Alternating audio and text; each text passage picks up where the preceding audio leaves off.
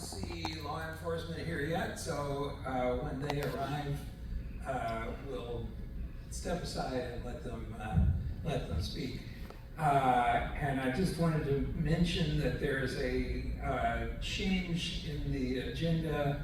Aditi had a family emergency and she is out of town, but Tina Herbert will be here in 15 minutes or so to cover for her. So she wanted to talk a little bit about the upcoming discussion and possible vote on the gay conversion therapy issue that's in front of the city council right now, and also a couple of other issues. So we'll hear from her when she arrives as well. So the first item on the agenda is then, or the next item on the agenda is Hyatt Park events. Jamaica, you got anything for us? Oh yeah. Come on up if you want. I'll stay back there. It's all loud. Well, good afternoon, everybody. Hello. Summer camp is going well. We have approximately 33 campers. We're supposed to have 25, but they keep calling every day. So, but right now we got 33 campers going well. We just went to the movies today. I want to thank the neighborhood for sponsoring 2 children for camp. They enjoy camp. So I just want y'all to personally thank you guys for sponsoring 2 children. I just want to ask you, could you give us just a quick 2-minute, what's a day at camp like? What happens? What time do they get there? What happens when they get there? Oh, Jesus. Okay, so they're able to come in at 7:30. Okay. 7:30, they'll come in, parents will sign them in. Usually they'll go into the game room where we have games and stuff, and they have breakfast, and they eat their breakfast. We weren't able to have breakfast for them because we had to choose snack or breakfast. So we chose snack because we figured out we just thought that would be better. And after since they're there from 7:30 to 6 o'clock every day, Monday through Friday, 7:30 to 8. Now you have an opportunity. You don't have to bring them at 7:30, but you can, and you can pick them up at 6 o'clock. Most people try to pick them up around 5:45, 6.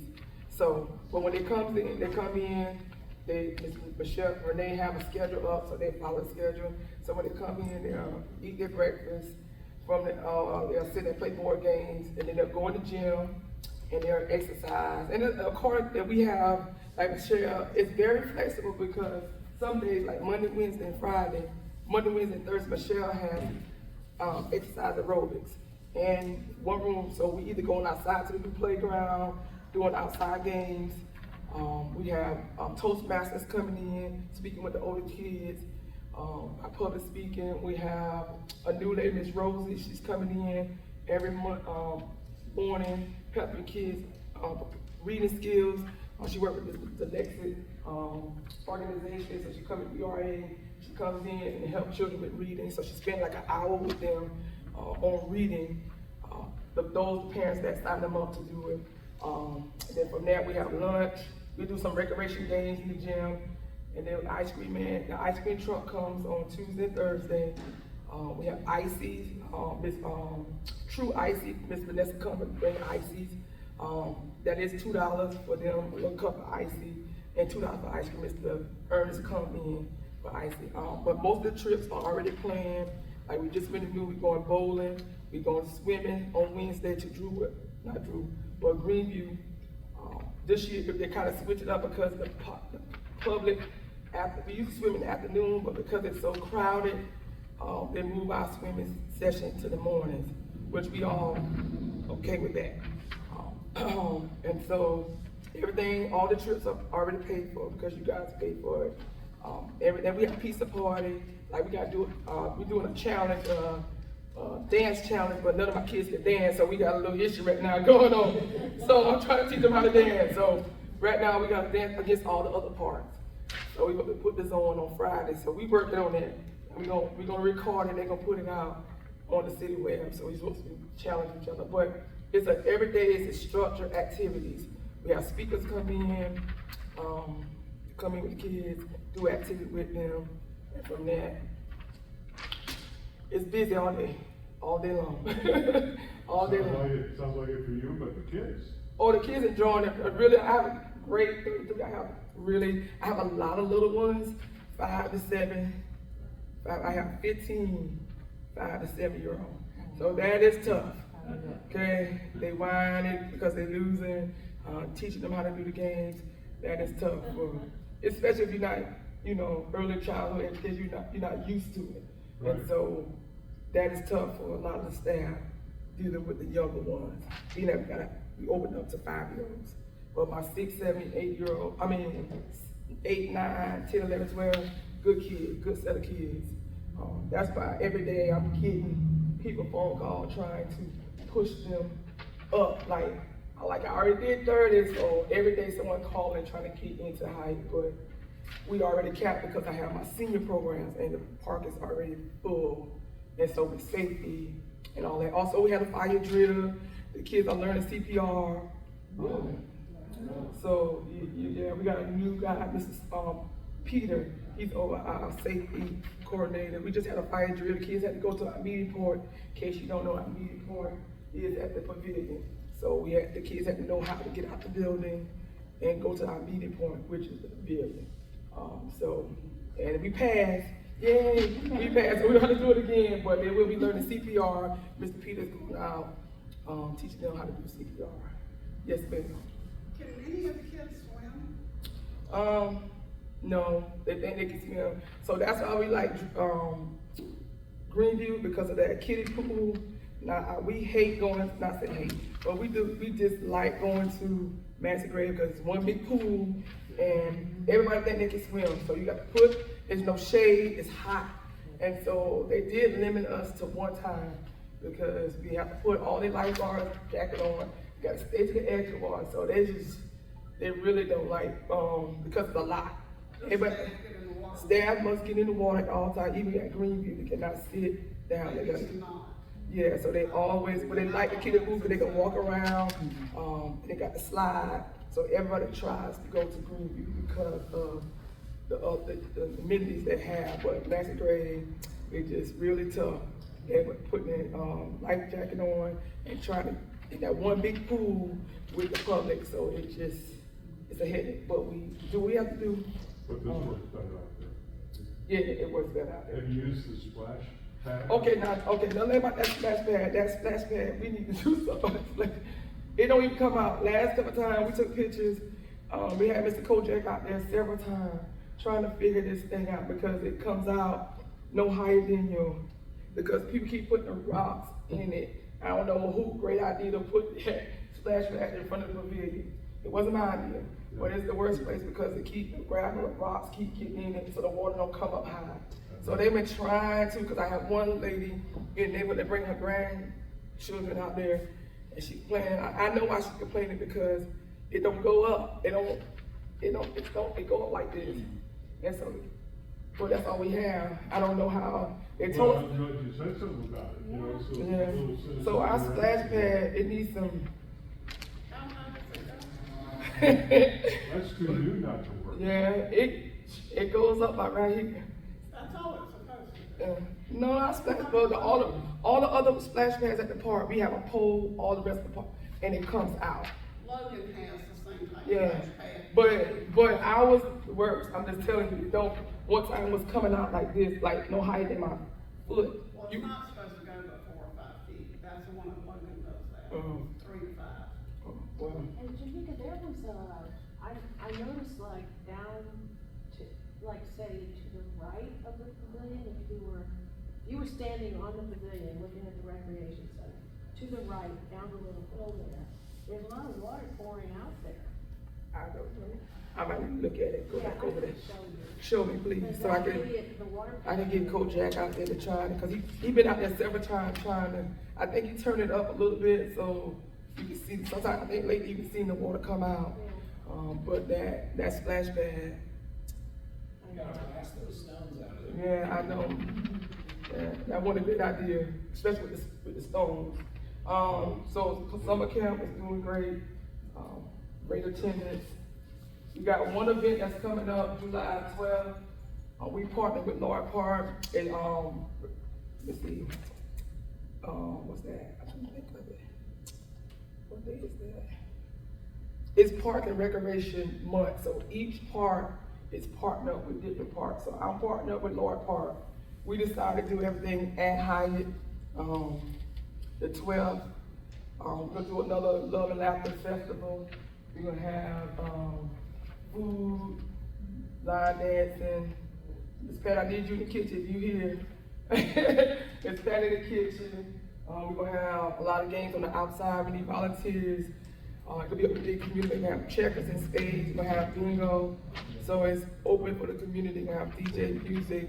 And everybody have to celebrate Parks and Rec. So we partner up, and it's from 12 to 3. The pitch program also will give out the fruits and vegetables that day. Also pitch will be on Wednesday. On Wednesday, because they usually be at my park, but Wednesday is really chaotic. I didn't have any space to manhole, so they'll be at the Keenan house for the free festivals on the 18th. Now, Mr. Ball, you please call us to open up the building because. Yeah, she was, actually, I talked to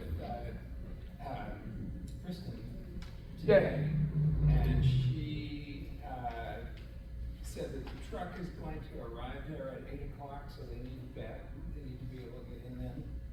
And we had only reserved the house starting at 9, I think, so we need to change that. I tried to talk to Pearl and Pearl was busy with summer camp that Monday, so I know she was up that phone today. But I will hope I can see Renee down, so you guys can open up that. Just open the gate, or we get Terrace to do it. Also, y'all know the print building gonna be closing. It's supposed to be the end of July, August. So just FYI. It's supposed to be remodeling. August and September is when this building is scheduled to be closed. Yeah.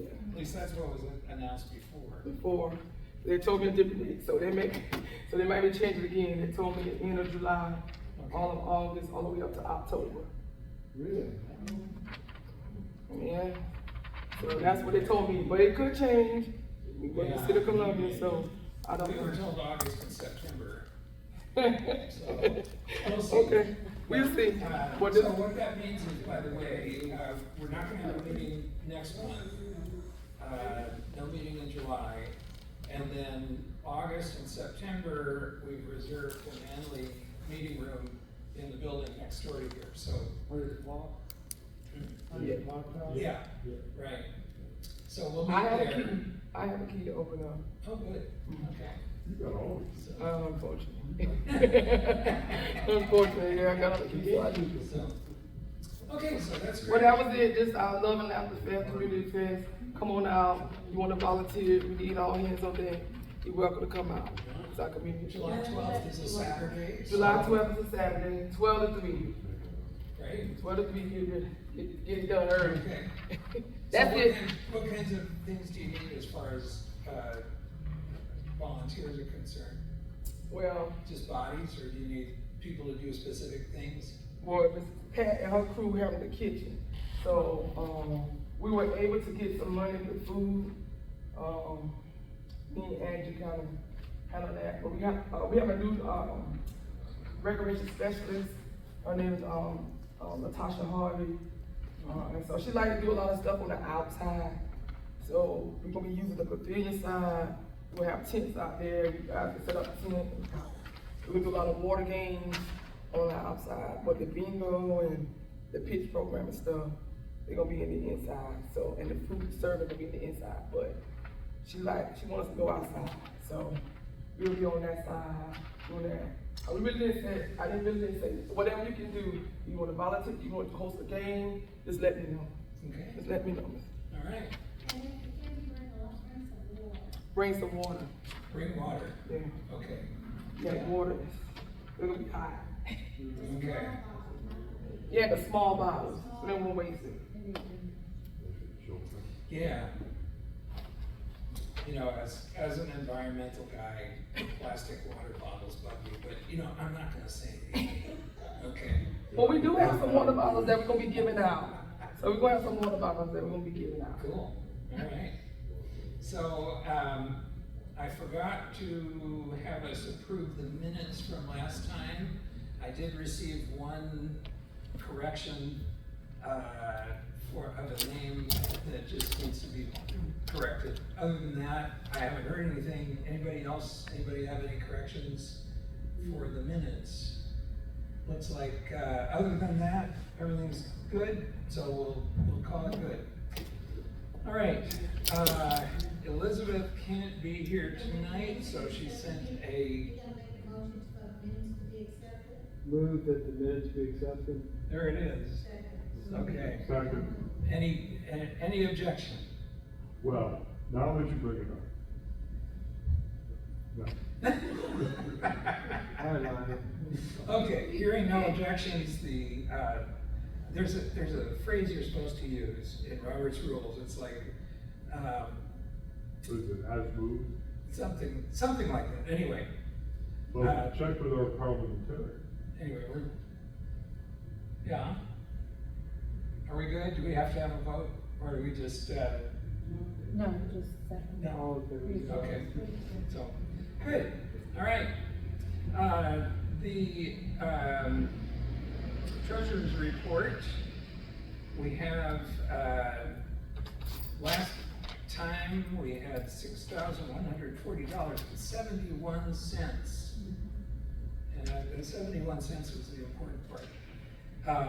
And since then, we paid $1,680 to the city of Columbia for the summer camp. And we received $1,800 in a grant from the city, but I don't know what it was for. But that leaves us with a current balance of $6,260.41. So, Anything else? 6,261.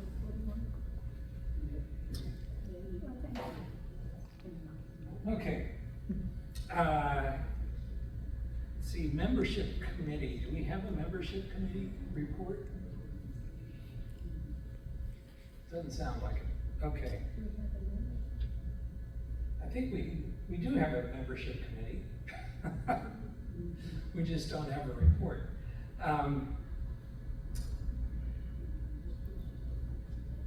Do you have any updates on National Night Out? I certainly do.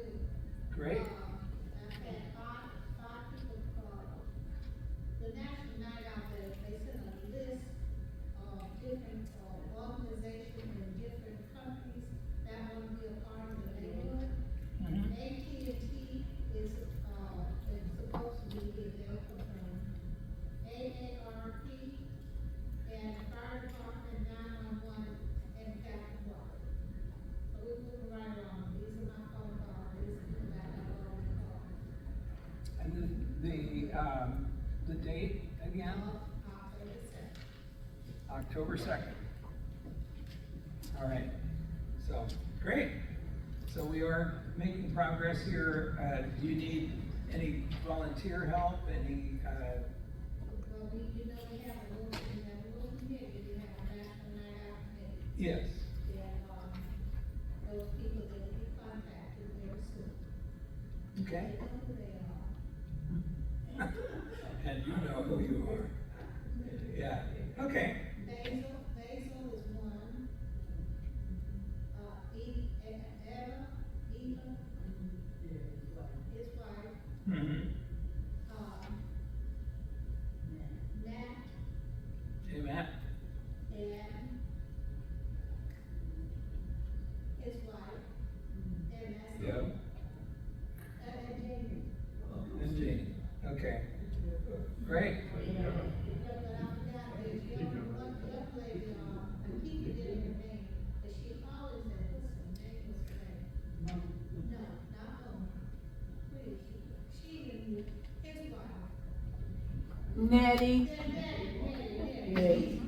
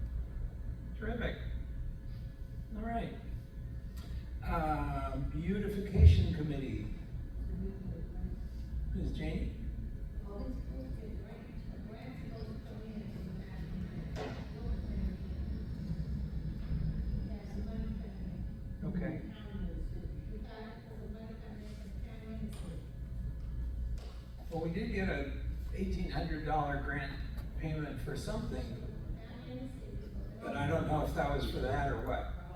So, okay. All right. Great. Everything is doing okay with the litigation. I still have some concerns that, with Hurricane Helene happening last year, since August of last year, there's a lot of trees still have not been, removed from the property.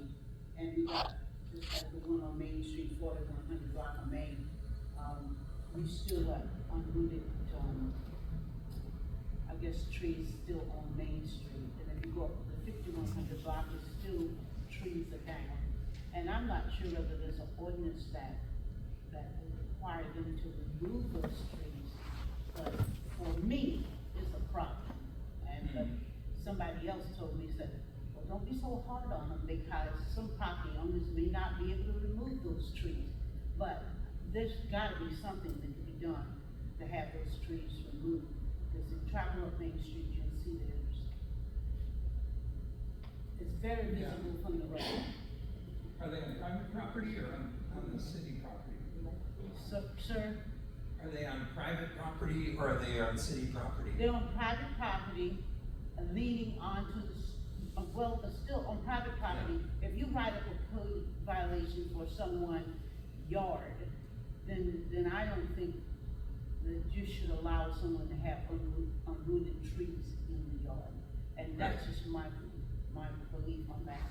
And I'm working through it just because I just think it doesn't look good. And when Mayor Rickman was coming down Main Street to have lunch with us, he said, oh, you all got trees still down? And we said, trying to get with Joe Department and see why they're still down, but he thought that it looked bad also, but he didn't say anything about what he would do about it. But he thought that's the community should be advocating for those trees to be removed or try to help the homeowner get it removed. I don't know what he was trying to suggest, but he thought it was bad. So I'll still work on it and give you an update on what we need to do. But around the building here, they're learning to edge it up, clean it up, plant grass. They have done a whole lot of work around the building, so I appreciate that. Is it about time for us to have another litter pickup? I don't know, it seems like there's a lot of litter around. Yeah. Okay. And the Hyatt Park Committee, Yeah. do you wanna come and talk in the microphone, or? Oh, okay. I mean, you can, there's no rules here. This is complete anarchy, so you can do it or not, whatever. Oh, anarchy, I love Yeah. it.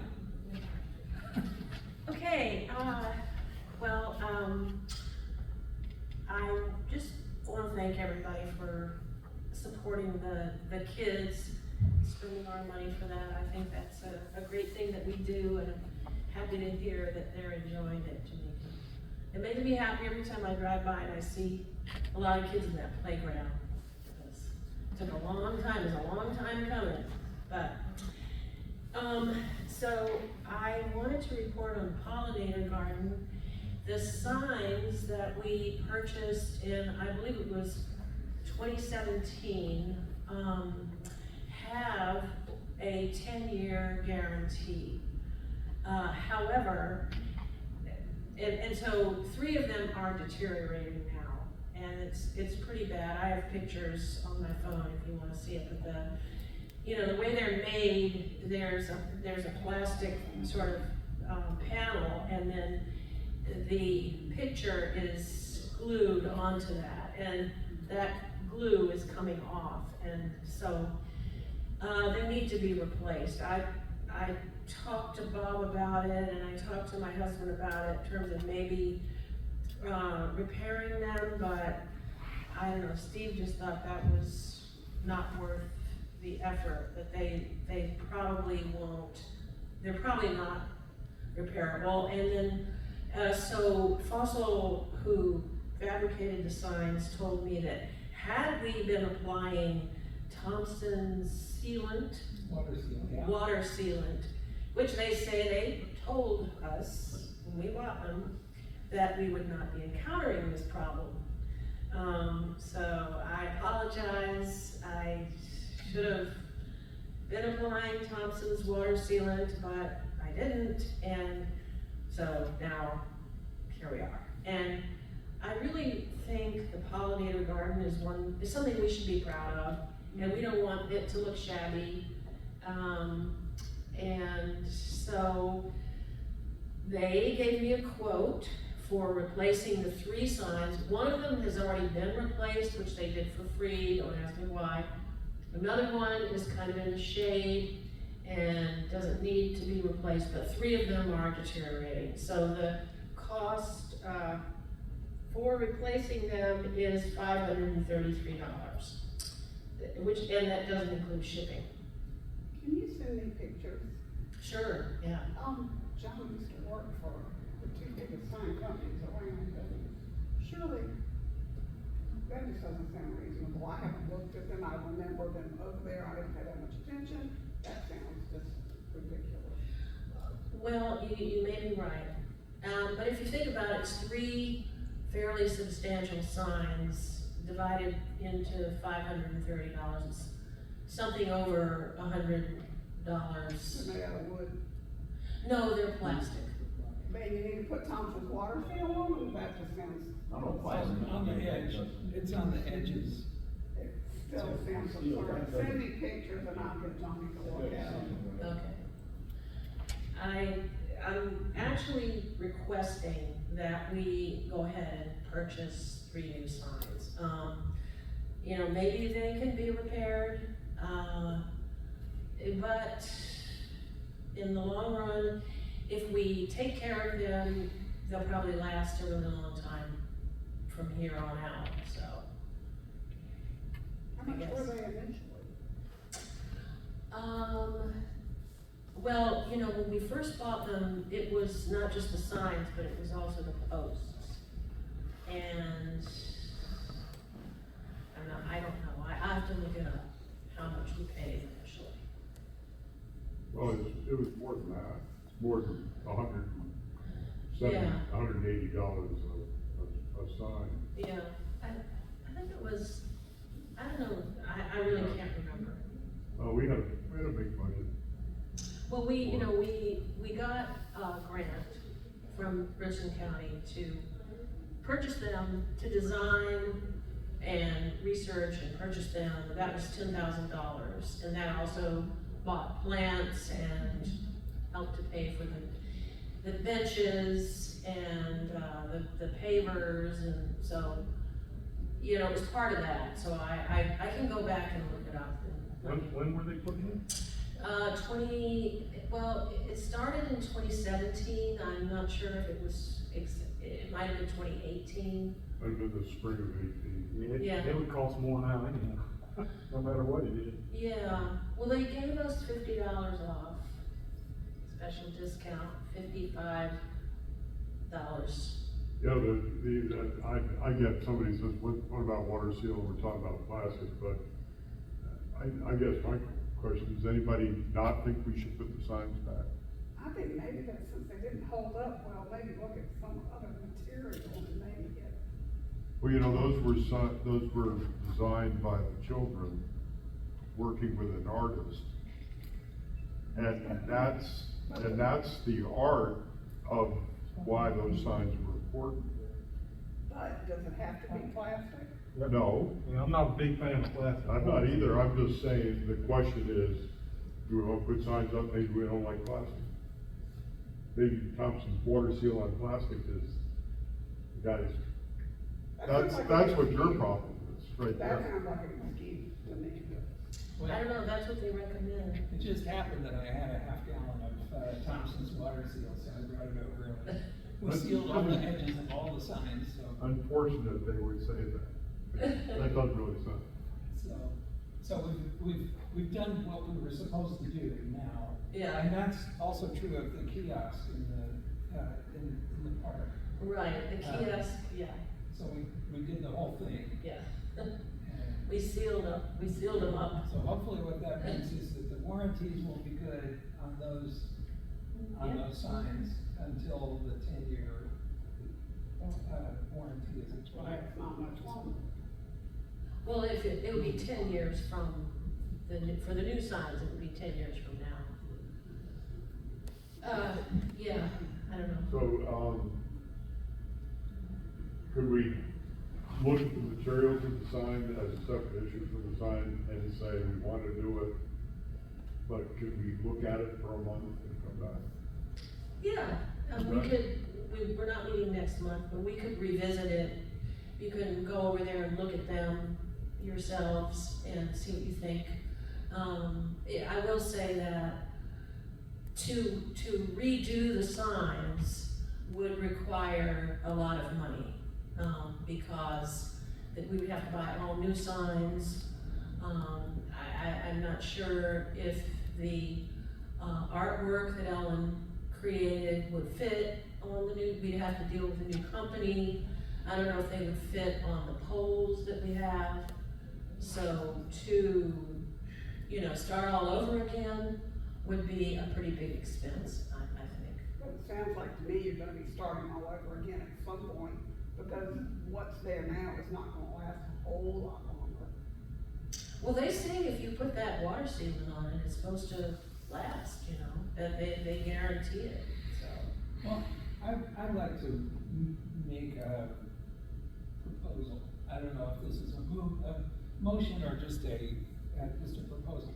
But, I mean, I trust that I trust your judgment on this. And I think it'd be great if we could get Johnny to come over and just give us an opinion about that, do a little bit of research. But I would like to just suggest that we authorize the expenditure of, up to whatever it is, $600 or whatever, to get those signs, replaced and whether we decide to go with Fossil Graphics or somewhere else or whatever, as long as we're in that price range, I don't think we need to necessarily come back and reauthorize expenditure. That would be my recommendation. Well, I will say that if we go with another company, the chances are very good that the poles will not be, they won't fit on signs from another company. So, it would mean buying, the whole thing, new, so. But if Johnny finds a sign I think that the will thing be is if you're gonna make these three match, they're gonna have to be plastic, but my experience with plastic is within 5 years, you're gonna be replacing all of them, so. Well, they've been pretty good since 2018, that's 7 years. So, I don't know, I'm fine with, waiting until August, revisiting it, and if, you wanna go in the pollinator garden and check them out, and get Johnny to take a look at them, that'd be great, yeah. But just saying, to replace the whole unit is gonna cost, More than quite a bit more, so. Just to end this on a slightly different note, and I'm going back to, summer camp. And I'm thinking about the children whose inspiration gave us the signs to begin with. Did you ever go over to the pollinator garden with the kids? Not yet. Not yet. Well, I know we have a volunteer who would be glad to explain what the plants are. What you want to schedule, Ms. Jessie, just let me know your schedule. Okay, all right, I mean, that is so much why that place got done. And why, we sent taxpayer money to do that. yeah. To create this. If I add something in addition to what Clement is saying, a gentleman stopped by while we were working there on Sunday, who's a science teacher at Lee Park. Elementary, and he was thoroughly interested in everything about the garden and is hoping to do something like it out at Lee Park. And so he was asking a lot of questions and maybe getting in touch with us, I don't know. He said he was gonna try to make the meeting tonight, but he's not here. Because he lives in our neighborhood, but works out in Irma. So I thought that was really interesting and kind of promising, because he said that he might see about a field trip to bring him over. But right now, funds are pretty tight. Yeah. That's great. And we do, we have shared the PDFs with, the pollinator garden that was established over on Gervais Street and the Lion Street, tunnel area there. They have our pollinator garden signs. They had them reproduced. So anyway, yes, I'm all about, let's bring the kids over there. Kids were really important, Nick said. So, yeah, all right, well, we'll just appreciate that, Bob, and yes, Jake. In trying to redo the signs, can we not reapply at Richland County, for a grant to do them?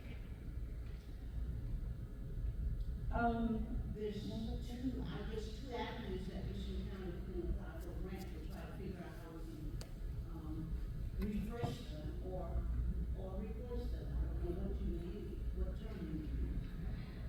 Well, yes, somebody has to write that grant, you know, and I'm sort of overwriting grants to Richland County. Because I've done it twice.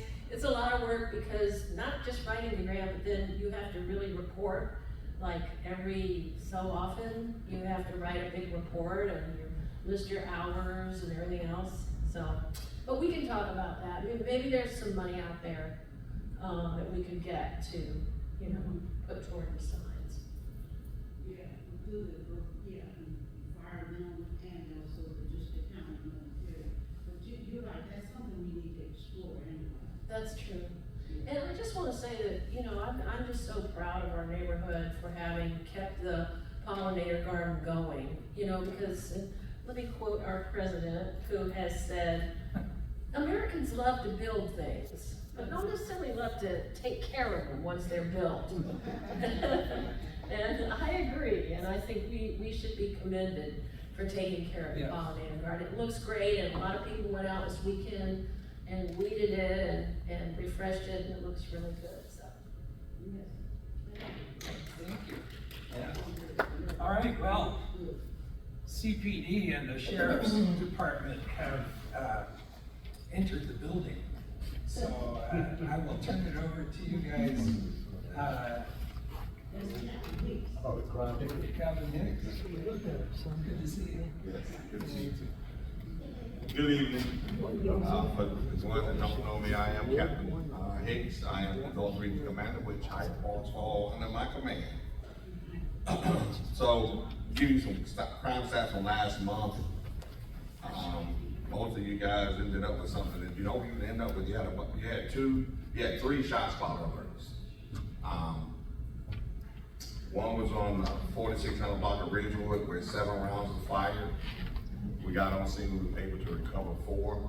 So whenever we recover those shell casings, we do turn over to the gun crime unit, and they send it through a testing for us to try to get DNA or fingerprints off of it, so we can see who fired and where it came, you know, what weapon it fired from. You also had one at 950 Jackson Avenue, where we recovered 3 9mm casings, 15 40 caliber casings, and 1 357 unspent casing. Wow. Okay, so all that stuff, it's a lot of rounds. Isn't that, excuse me, Captain, isn't that the recreation center? Right there on Jackson Avenue. Oh, right over there? Right across from our building. And then you had another one on Dundee Lane where 3 rounds were fired. That was a shot spot alert, but the person was shooting a snake in their yard. Okay, so you go get the other 2, especially the one at 950, that wasn't nobody shooting at something. That's our address, that's the park address. Yeah. 950. I didn't hear you. So that was the park address, 950, so Yeah. where were they? So when the shot spotter, it gives us a location, the nearest location, which would be the park. Oh, okay. Didn't have it on the park ground, everything was in the roadway. So it was in the park, it was not out on the street, No, it was not on the park ground, it was in the roadway. in the roadway. Yeah, we got the showcase from the roadway. Yes. So, if you're not familiar with our, shot spotter technology, when they first introduced it, I was totally against it because I figured that we were gonna end up in a gunfight. By the grace of God, that has not occurred since we've had it for about 5 years now. But what it does is it gives us triangulation, on some poles, and it puts it right where those shots are fired at. Within a 15-meter radius, we can find the shell casing. And what we were finding out was we was having a lot of shots being fired, and the bad guys were actually collecting their shell casing because it took 5 to 7 minutes before we dispatch, and then that's another 5 to 7 minutes before we get there. So you're talking about almost 20 minutes before we actually get the call because everybody's calling in, dispatch is asking all those questions, and they had to put the call service in. But now when those shot spotters go off, it comes immediately to your phone. So we can, and into our computers in our cars, so we go straight to dispatch, does not have to dispatch us. It's real time. It's probably a 3-second delay. I realize this might be really naive of me, but are there any ordinances about discharging firearms? Yes, in the city of Columbia, there is an ordinance for discharging firearms in the city, so that's what when we find the culprits of it, that's what we'll charge them with. Yes, we do have that in the city of Columbia. It'd be real nice if they were all shooting snakes, but it would be really nice if they were all just shooting. I definitely agree with you. I definitely agree with you. And we don't make that charge for discharging in the city if you're shooting in the wild. We don't make that charge. Okay, so we've had some people shoot raccoons, fox, because we got a lot of wildlife running through the city because of all the construction that's going on. We're taking them out of natural habitat, so they're looking for They shelter. don't need So, to shoot them either.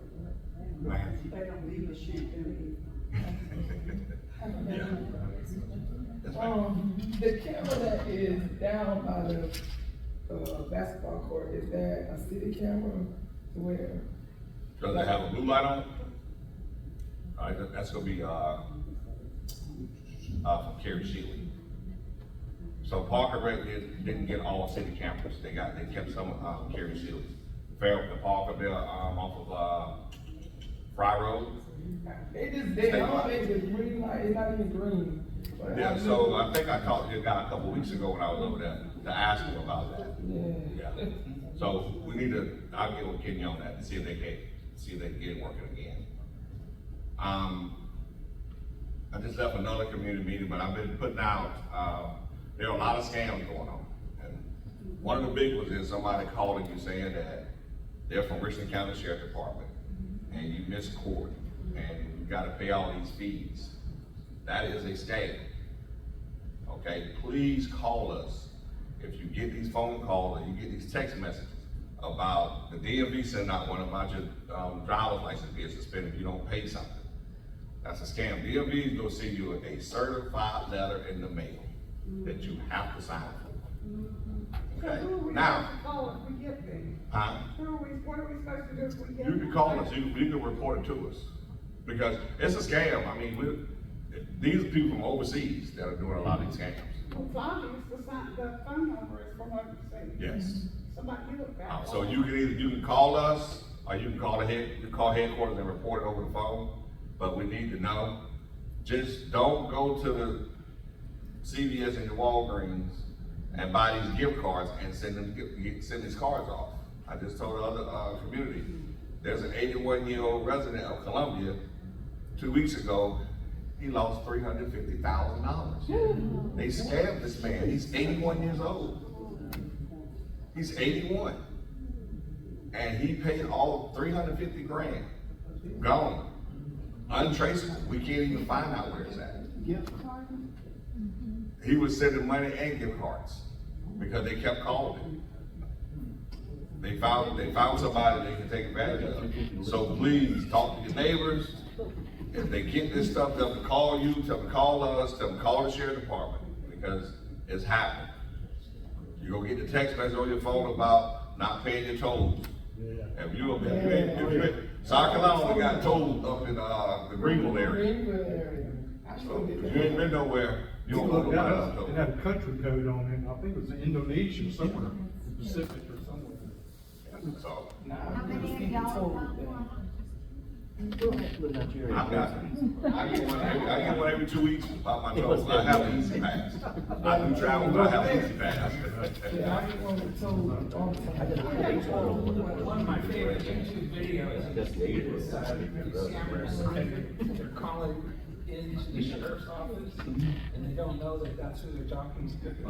They got my sister a couple weeks ago on a Sunday night, like 10 o'clock, and then she called me, she tried to patch me in on a three-way call with the person, and as soon as he heard my voice, he hung up the phone, and she had gotten another call. I said, my brother's in law enforcement, let me ask him about it. He stayed on the phone, and he was from Louisiana. He said that she missed court in Louisiana. She never been to Louisiana. Yeah. Okay, any other questions or concerns? Yes, ma'am. I live at the end of Johnson, 500 block. The last house, when you're going down the road on the left, there was a City of Columbia police car out there about 3 weeks ago. I wish I had written the date down. With the policeman reading a little white card, and a guy leaning up against a car, it wasn't a police car, in front of him. Do y'all commonly keep up with the records of people being arrested in the neighborhood, or? Yeah, we just don't give that information. That's personal information. As long as it's not, You can't give for, out the crime. huh? You can't give out the crime. Did the crime take place right there on Johnson? Yeah, that could have been a domestic, it could have been a warrant from somewhere else, so, yeah, we don't usually give that out. If the neighborhood is at risk, we'll give that information out. Okay? Thank you. Thank you.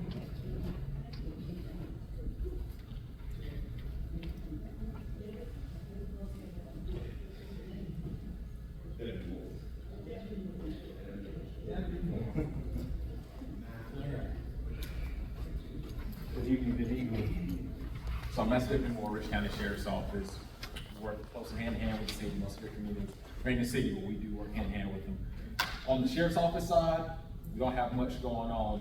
Our big focus right now are the teens in the communities right now, our juveniles is our major concern right now.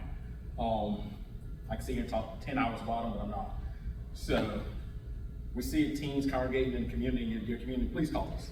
We're not trying to harass anybody or anything. We want to get out there and talk to them, figure out what's going on, and make sure that it's nothing that's about to go on. If it is, let's prevent it before it turns tragic. Guns and teenagers are crazy right now. If you have firearms, take them out your cars, please.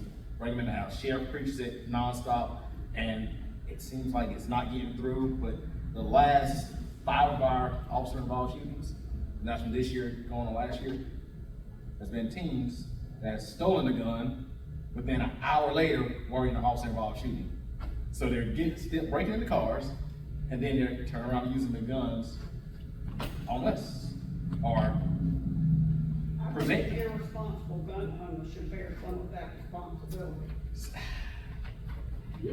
I know we need We to can go preach to on state that. house. We need to go to state house and change that. Absolutely, absolutely. It's gonna take it to one of their teams or family members. Let's get close to that. So- It's getting better that when kids commit a crime with a gun, that particularly federally, they're looking at, that parents are getting charged now. So- We just need to take it out of the step. That's our stressful point right now. We're trying to figure out what we can do to bring our young people back in the right direction. Sheriff's Office has plenty of camps going on right now for the summer. Please go to our website. If you know someone that has a team that needs to do something productive, go on our website and look through it all. I don't know by hand all of them that's free right now, but participation was very low, so we went with some costs on some things. Like, we just want participation. We have deputies that work in the school year round, they're volunteering their time to do these camps. They just want the participation. So if we have any juveniles that you know that might need something to do for the summer, please look on our website, and get us some more people to help them out. Saving our teens is the major thing right now. Yes, ma'am. Did y'all put any, flyers in like the rec centers where they go and play ball? So we team up with Richland County Recreation Park. They team up with us year round, so they get the same information that we give out, and we give the same information, vice versa. We share our information. So, but if you don't see it in there, whoever is department head at that rec, ask them, if not, rcsd.net, and you can pull up all of our stuff. We need participation. But the problem is, people don't watch the news. They don't watch local news. Their parents aren't watching the local news. So it's got to be another way on social media or something that the sheriff's department can communicate. So, I love You that. know, TikTok, YouTube, all this other stuff, So, that's our what sheriff's they're office- looking at. Our sheriff's office on Facebook, we're on Twitter, we're on TikTok, we post daily on TikTok. You know, it's out there. I can show you our TikTok page right now, thousands of followers. It's actually getting the people to come. I mean, that's the main thing.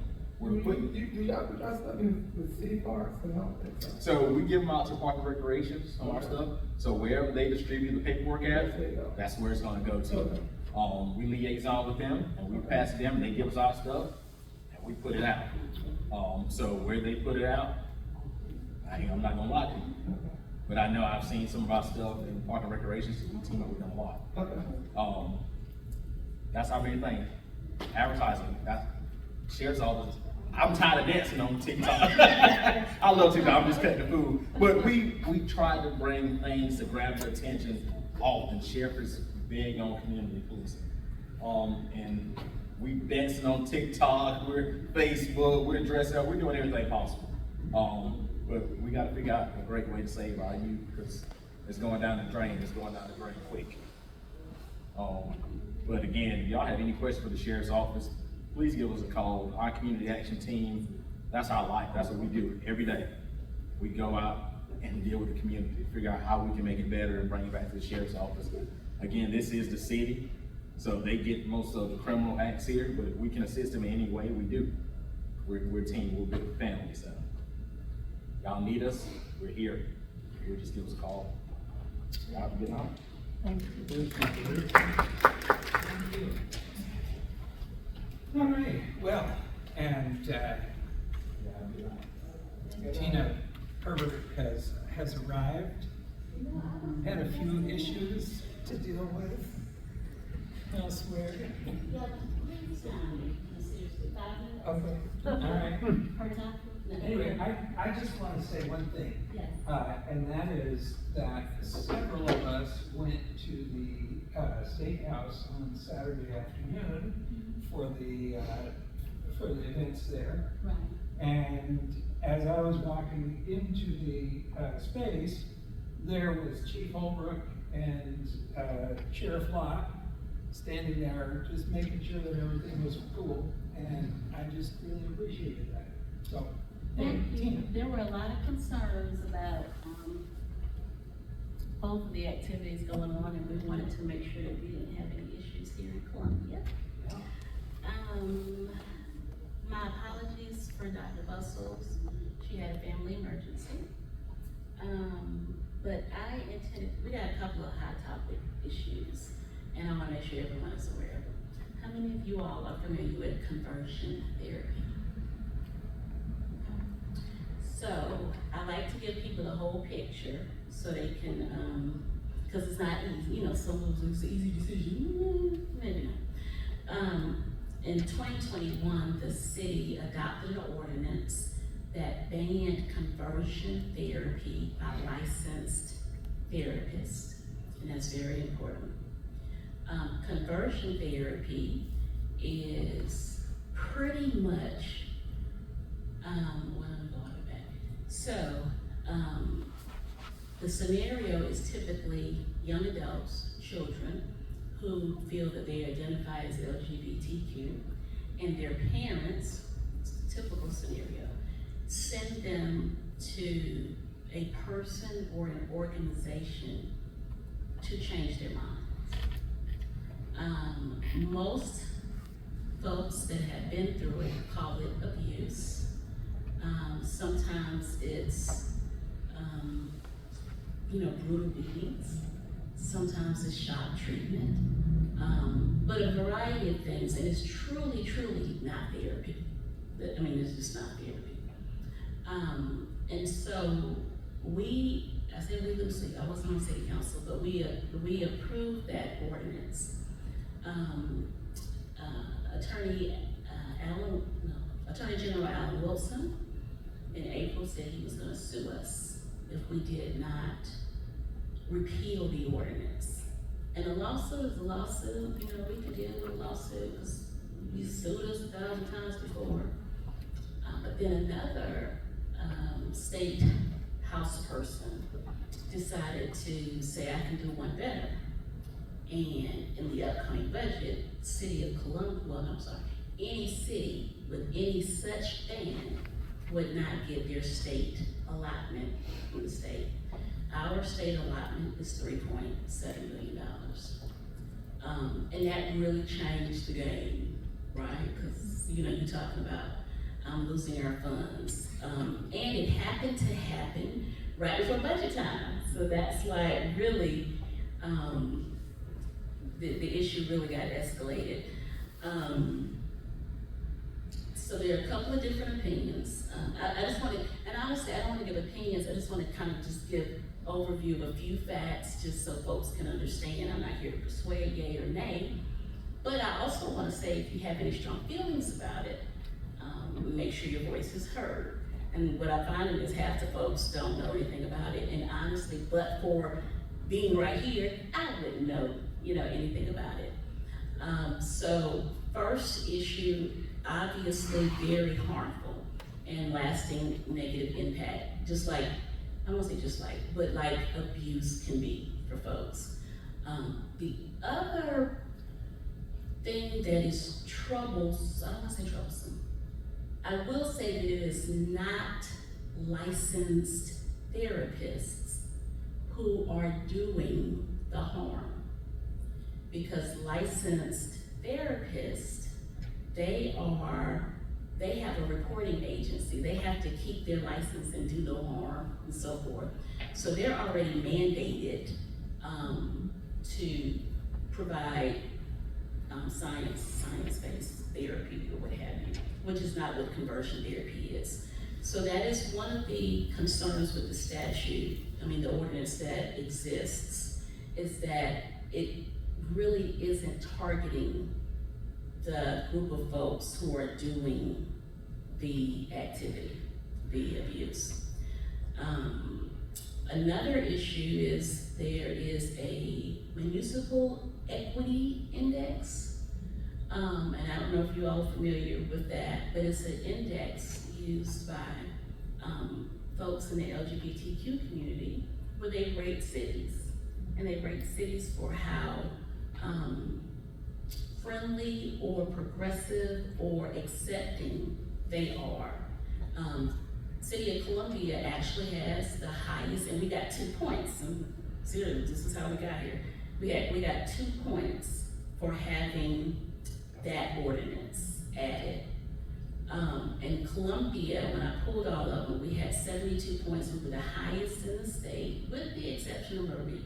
I don't know how Myrtle Beach got 100. I just know that it had to be. I just know that's not right. Myrtle Beach, just not right. I can't prove it, but I know Myrtle Beach didn't have 100. And so, but that was this whole index thing was totally new to me. And so the more I researched it and looked at it, I did liken it to the Green Book. How many of y'all familiar with the Green Book in the 1940s, 50s, 60s? And when African Americans needed to travel, they needed to know what places were safe and what places weren't safe. And so they had a book. And so I also likened it to that, okay? Because, one of the arguments is, I only do stuff that's effective. I don't do stuff for symbolism. But if the symbolism is something that makes folks feel more comfortable or welcoming to our city, then that's something that I have to consider. And the other part of it is the economic development from that standpoint. because it's not just, some folks see it as just an LGBTQ community issue. However, if that index if it's used the way that African Americans use the Green Book, then it could also mean that there are people who are affirmatively deciding, no, I'm not coming to this city or that city. And so when we lose opportunities for people to come or to visit or spend money, or if we have people who are leaving, that impacts the entire city. That's not just the LGBTQ community. That is not a political statement on my behalf, but I did feel it was appropriate because most of my neighbors just really didn't know about it. And again, I didn't know until this issue came up. So I wanted to share that. I didn't think I wasn't supposed to say it, but I told somebody to vote this tomorrow, and then I heard someone let out that we were doing vote tomorrow. This is last week, and I said, oh, we weren't supposed to tell people. I didn't know, so the vote is going to be tomorrow. I heard the news report said it anyway. Well, no, this was last week. Okay. Yeah, this was last, and again, because I had told some, I mean, I was talking about it like it was going, until someone called me and said, someone's leaving, and I was like, yes, sir. So the ordinance says that licensed therapists are not allowed to do treatment which would be considered conversion therapy. Is it licensed people? So It's very narrow. if somebody asked me, he said, you know, I've got a child that's got some issues and I'd like you to talk to him and steer him on into another path, you wouldn't have any problem with that? No. The statute, the ordinance does not address that. The ordinance does not give us any, you don't fall under that ordinance. Well, that's the point, is that Right. there's one specific class of people who are licensed by the state.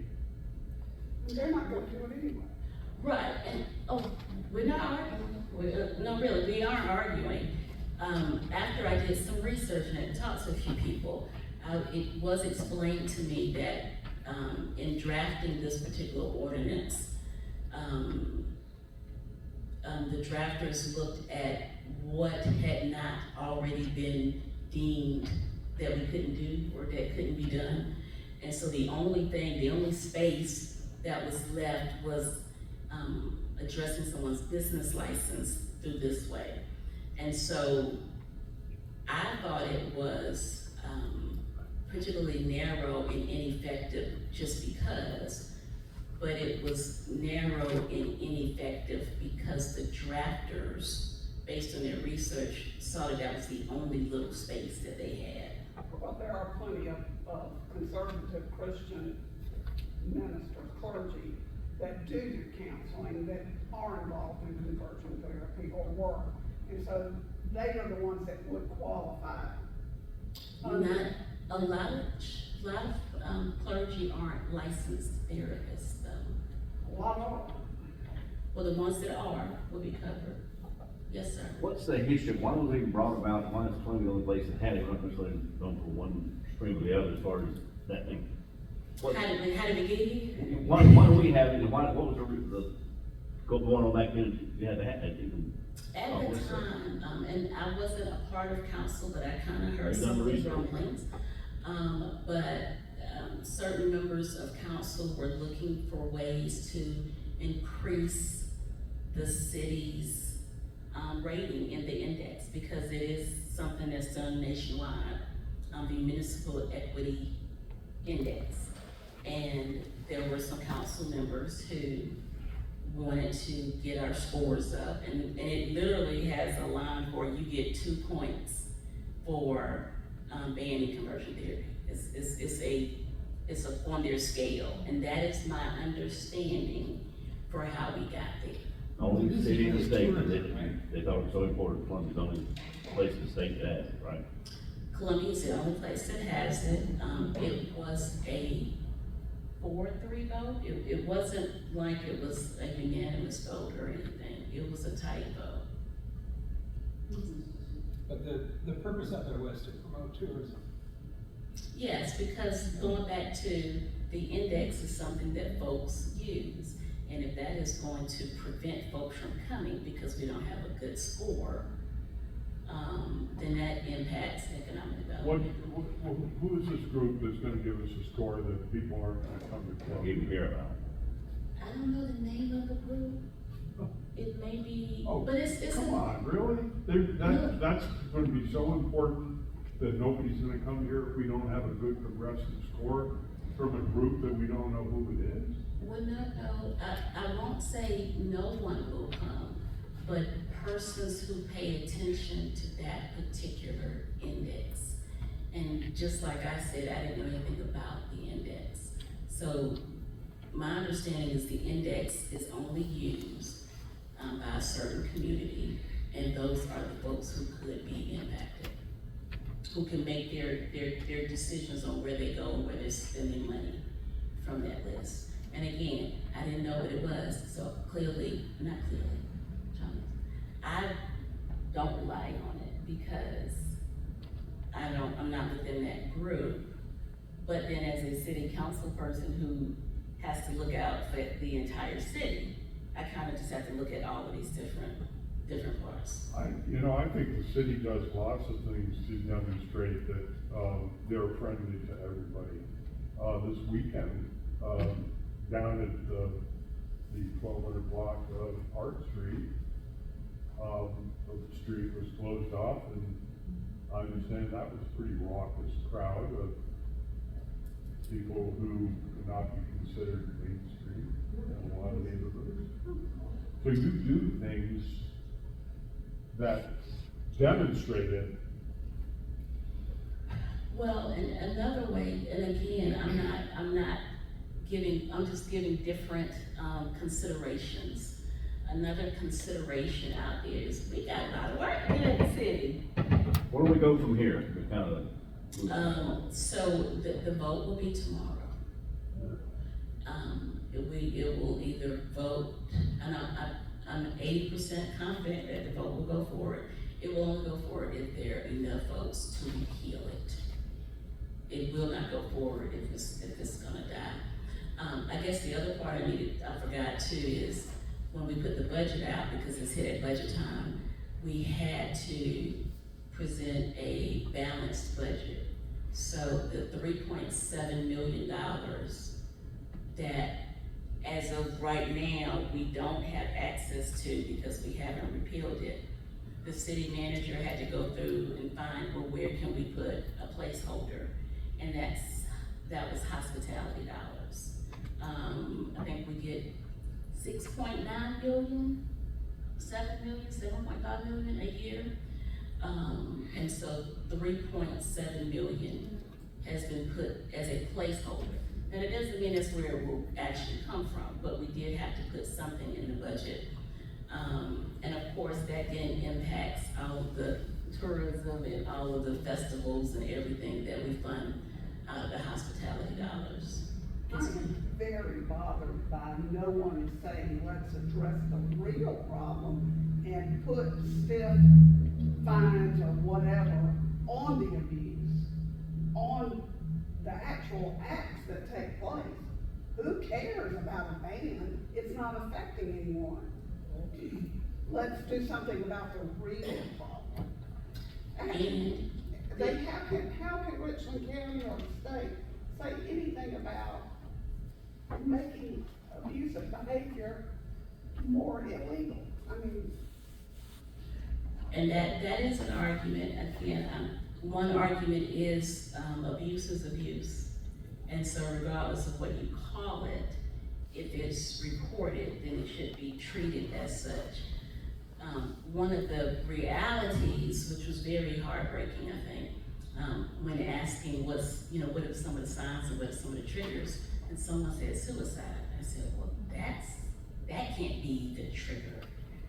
But you have to remember, it's the parents, typically, 99% of the time, it is the child's parents who are sending them.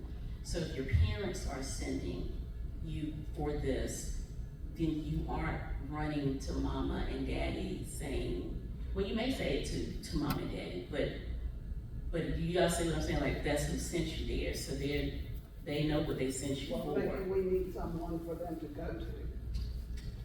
And that is where the road is going.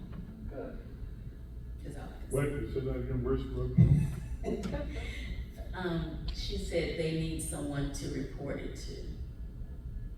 Because, you know, if you really care about that issue and the abuse, then we have to get it reported. And so. Who cares if there's a ban if it doesn't do any good? But it's still valid. If I can say something? Yes, sir. I think it might be a parent sending their child somewhere that they think are going to get help. And the child is a child, and the parent's responsibility to talk about what took place at that particular event or city.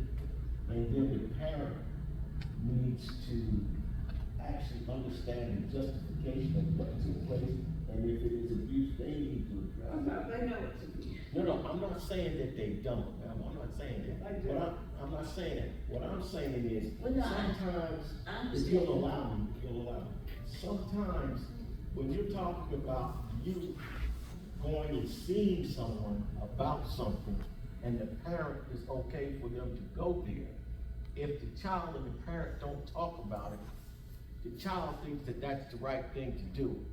I'm not saying this in all cases, but it can be looked upon in that manner. So, if the parent is trying to get help for the child, and the child and the parent don't talk, then now you gotta pull stuff. You see what I'm saying? So I understand what you're saying. You're trying to create a vision to something or get someone to look at something, but at the same time, there's gonna be somewhat of an impact of other things happening in regard to this bill. And I think a better way for me to have said it is the first place typically that you go to when they feel that they've been abused or something has happened is to their parents.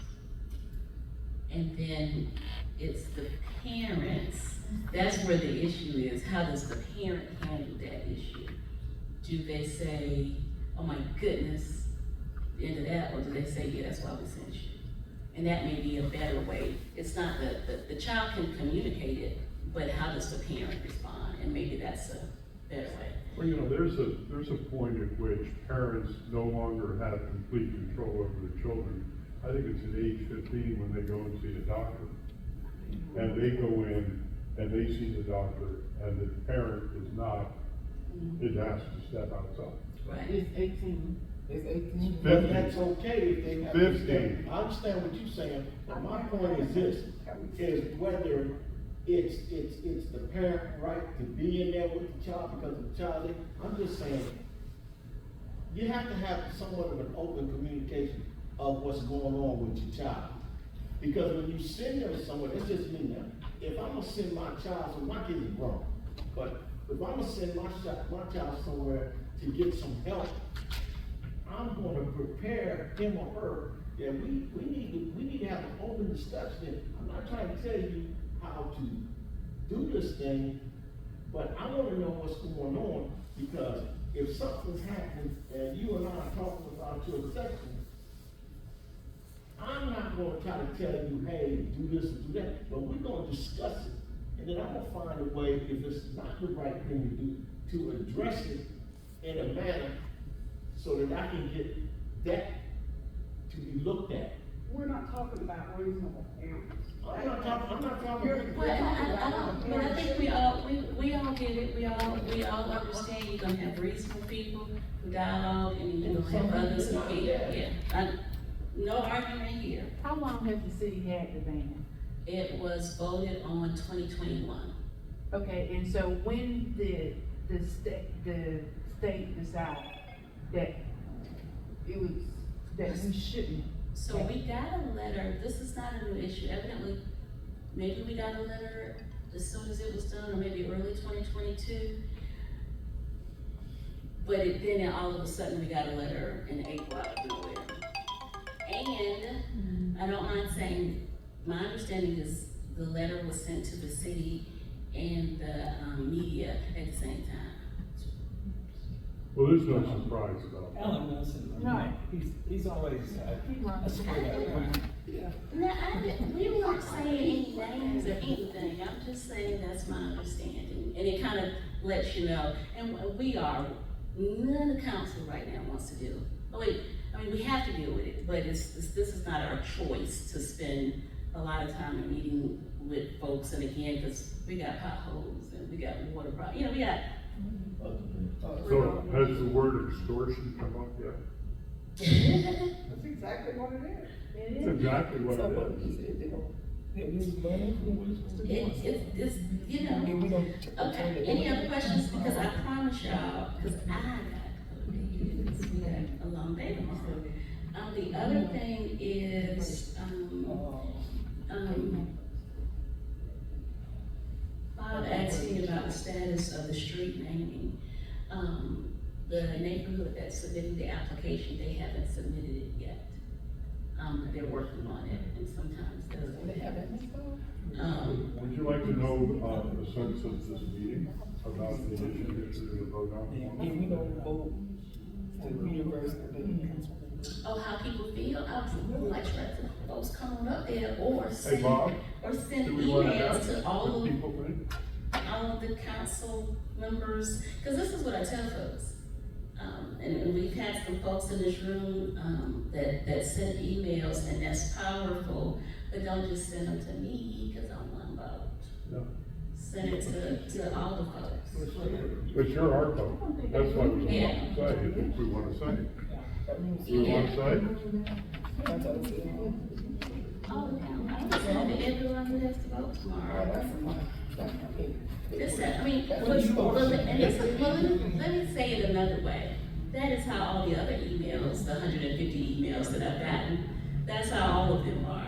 They're sent to all members of council. That is how everyone else is doing it. So that's why. The association would like to go on record as either in favor of or opposed to the repeal. Certainly could. It sounds like what you're saying is it'd be better for us as individuals to contact council, right? Yeah, or come to the meetings.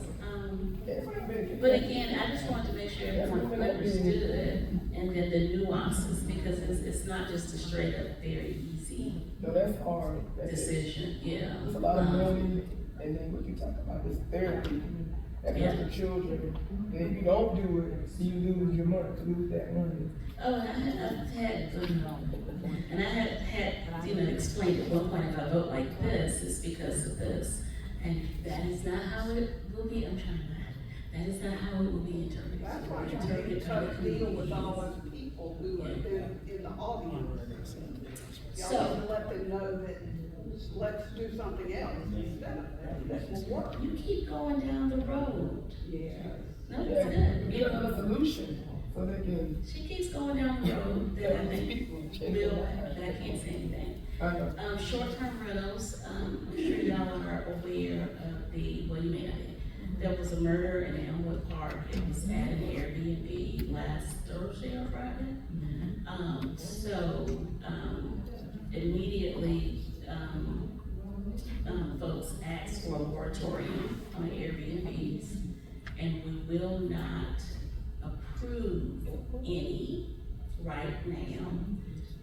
It has been referred to the Community Development Department, yay, for us to look at the data that has come in, because after we put it in place, we did do some data. There were less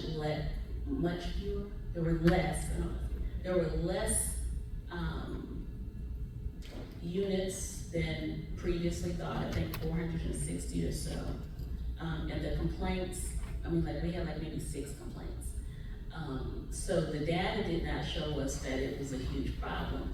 However, our ordinance also didn't say that a murder automatically shuts you down. And to me, I think that's a no-brainer, but I also think that no one contemplated, cause you can't predict where murders are. So, the committee will be taking that up, and I guess we'll do some more public hearings, cause we did them in 2022 as well. I heard that, okay, is it the city's rule that I can, or I guess the Airbnb, that I can rent an Airbnb and I'm 18 years old? I heard that as a report. I think that's Airbnb, cause what we do is, we require them to report that they are an Airbnb and make sure that we have contact information so that, and it's local contact information so that if there's a loud party or something, that we don't have to try and reach someone in California. And they have to renew it every year and notify the neighbors. But we don't manage them. Airbnb actually does that. Well, I don't know what kind of job they do, but I do know that Airbnb kicked that group off of Airbnb that day too. So. Do y'all have any kind of limit for us how many Airbnbs you can have in a particular neighborhood? We don't, and that was part of the discussions the first time. And then we got a few calls from the State House saying that we could not overextend ourselves into people's personal property rights and what they could do with their property. At the time, it was said that if we tried to limit, because I was like, what about a percentage? And you can do the same thing. Well, don't the city have to give them a license? Mm-hmm. Don't the city have to give them a license to have an Airbnb? They are supposed to register with the city so that they're registered with us. But I'm saying they get a business license, though, correct? I'm telling, they're supposed to. They're supposed to. Yes. You also look at VRBOs and Booking.com short-term rentals, or is it only Airbnb? Because there are probably a dozen different ways to get a short-term rental now. We look at anything less than 30 days, and we have so the city relies on a vendor who gives us a list of everything that qualifies. So we're not going to the Airbnb site ourselves. We're relying on data that a vendor sends us to say where things are, and we use their list to see if we have someone registered at that address. So do the city get the hospitality money from the Airbnb like you do a motel or a hotel? No, I think that might be accommodations. It's accommodation if you rent an Airbnb, because they're basically renting and they go on just like you do in a motel or hotel. I have to check, because there may be an accommodation fee on that. Well, if it's accommodation fee, they probably should have to get a license. Because I mean, it's just like having a daycare, you have to have a license. And that is a David Hatcher question, but, because I don't remember seeing that on the application that they have for registering. But that's different from their business license, two totally different. Yeah, I understand, but I'm saying, you're talking about hospitality money. I mean, that's more hospitality money right there. Well, we generate money off of the money that they have to pay, and I do not know how much it is. But we also generate funds off of the registration fees, because we needed to generate some money to pay for the additional staff that we had to get. I understand. So that is a great question that could be asked at a hearing. If there are gonna be, public meetings about this, it'd be great for people to show up and ask questions like that, so that it's for sure on the record. Oh, yeah. So, yeah. I have one other question that's not related to Airbnbs, if we're ready to, Yes, we are. ask about it. And that is just, if you have any new information to share about the seminary project. So, I am going to give you all, y'all know Lord.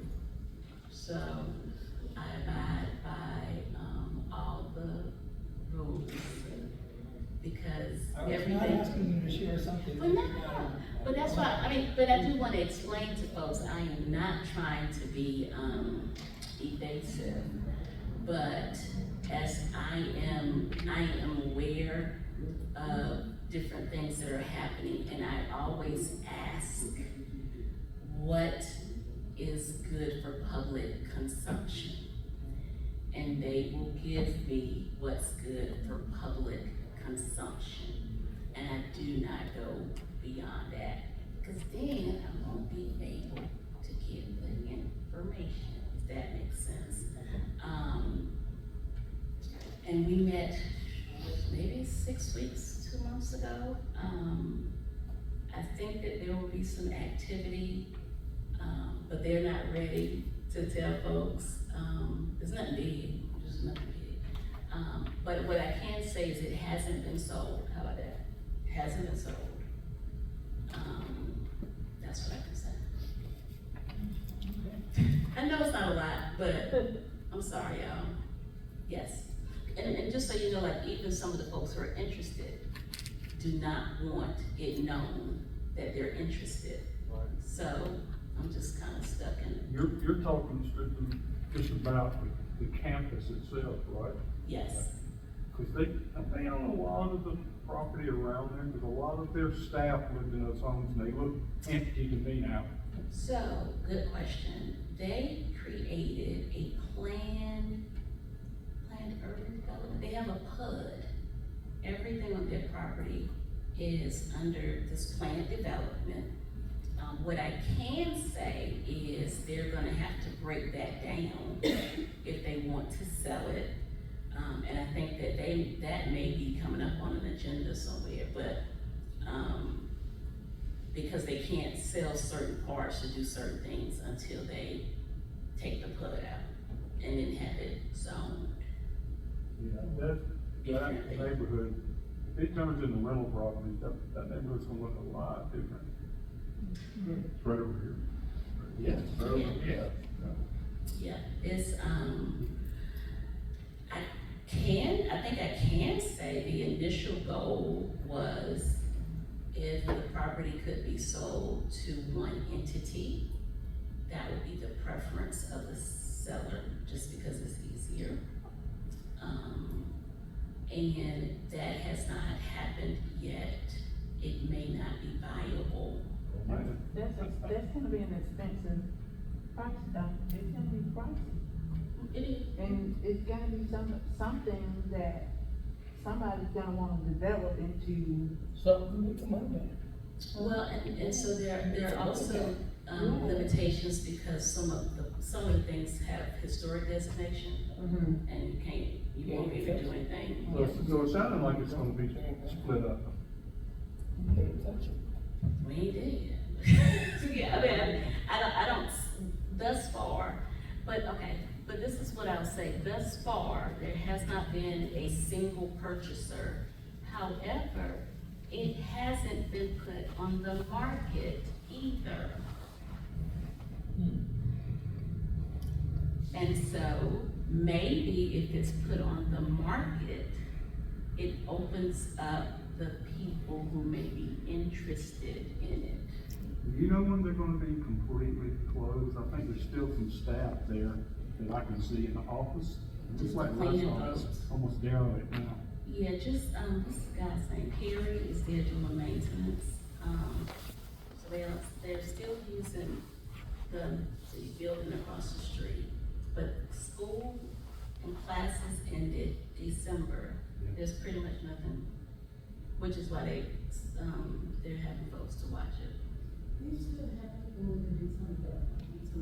Oh, yeah, now the apartments are separate. So they still got people there. Yeah. But if you had I guess, an idea, what would your idea be for that campus? I mean, if you were to recommend someone, because I know that we had a lot of, people bringing people out, all these, consultants were bringing people over to the Lutheran and introducing them to the property. I don't know whether anybody talked with you about it. What would you want to have happen there? Well, I will tell you, this is something that I may suggest we approach the same way we did with, the River Drive, help me out, my other project. The bike lanes, or the? 5 points. You'll help me, it's getting late. Vista Greenway. Oh, Vista Greenway. Okay. Because again, it's not zoned. And what we did with that is we had folks to come and look at what are all the options that can work. We let professionals do that and say what is feasible. And then we choose of those feasible things. And even with that, I did not lead that discussion. I just kind of guided it. Did you say the student housing would be separate from the rest of it? Did I get that right, or you said apartments? I did not say that, but what I did say is it's all a PUD, P-U-D, and that PUD is going to have to be broken down. That is what I said. And honestly, it just depends on who buys it. Somebody may want it all, there have been plenty of people who are interested in the residential, so I cannot predict, because none of that has panned out, right? No contract, so those are just thoughts until we have some signed contracts and some exchange of money and due diligence, then it's all just talk. I hate to say that, and I cannot predict. So Ms. Janie, I don't have a personal, I will tell you, so I've had some of the ideas, I was like, oh my goodness, I can die and go on and be with the Lord, because I thought they were so great. But then, there are other, if you ask Mr. Hart, he wants it back in the tax rolls. So then we have that debate, tax rolls, nonprofit,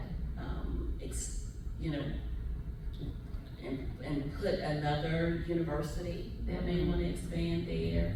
That's nice and quiet. The options are wide open. Yeah, the University of South Carolina have a religious program, and they can, I think if somebody would just talk with the University of South Carolina, they may want to move their religious program to North Carolina. USC. I don't know. Well, no. I was just saying, I don't know if USC wants to come back or If that's the case, Columbia College. yeah. So I think that's, one other thing I just want to say, so we did increase the fine for failing to report your gun lost or stolen. It was $150, and we did increase that to $500. There was a battle, there was a request, to make it a crime, to make it a misdemeanor for failing to report. And this is, I remember this to this day, that was the day that me and Mr. Taylor really agreed, because if someone's gun is stolen, and they maybe don't know that they're stolen, it's the typical thing you see on TV, the gun is up in the lockbox, and they'll say it's up there, when they go up there, it's gone. Typical is what you see on TV. Then why make them a criminal and a criminal penalty when they're a victim of a crime? So we stuck with civil and $500 to make it harsher, and where we're gonna see how it works. Thank you. Thank you. I'm sorry.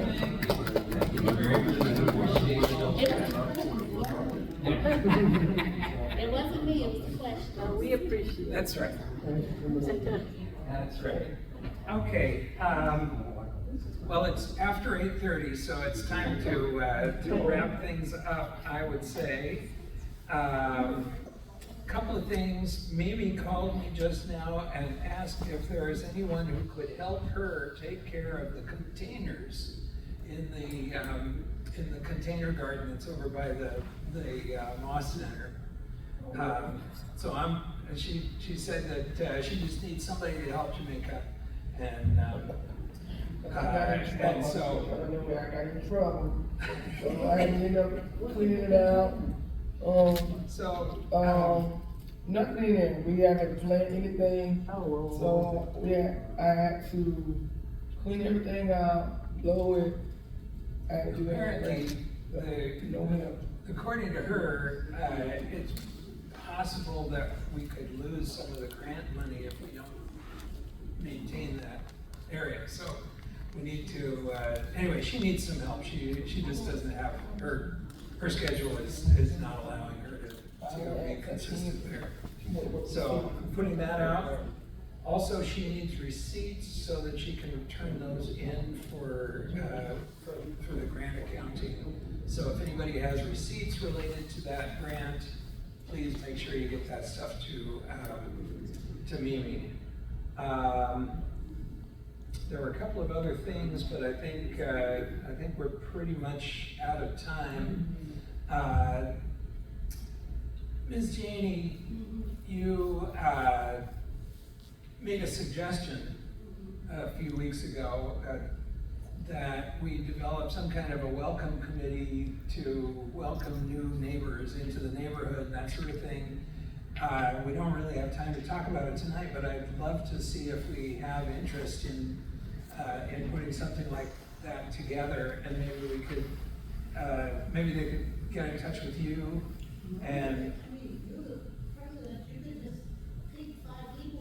People and say that you serve on this committee for me, because you make your own committee, but I really do think we probably should have, welcome committee, because they're buying houses in our community, and nobody goes to the meetings, they don't know each other, they have met no one.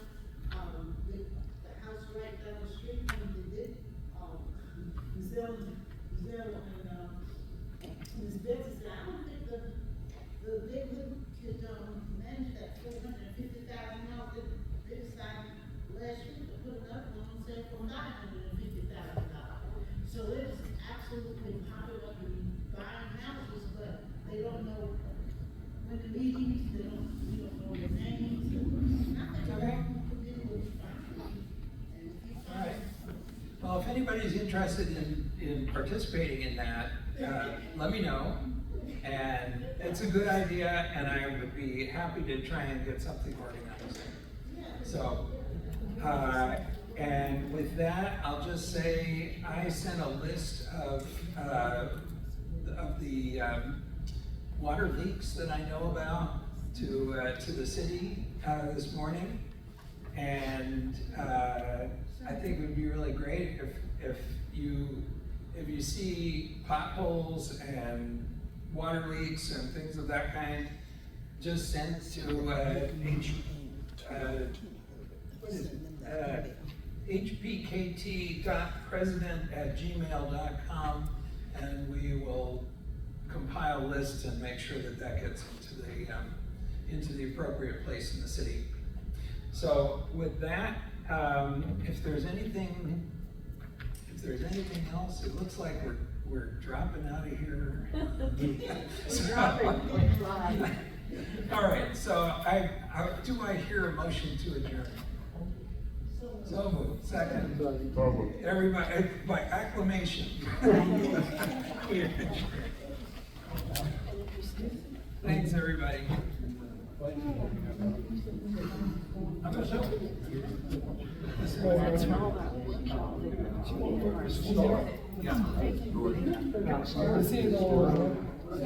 What's going on?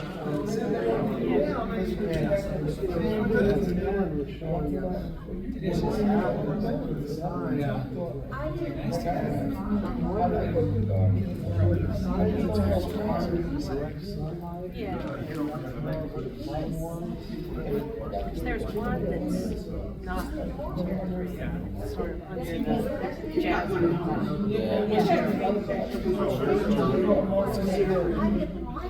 Maybe he could run by her. I mean, if he's better. Yeah. I'm going a lot of Texas. But yeah, seminary.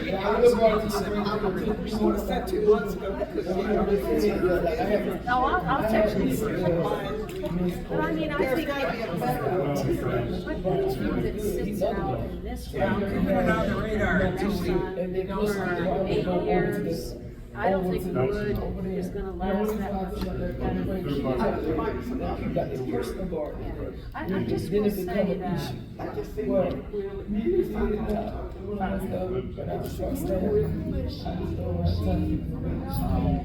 not really. It's not like, I don't know, So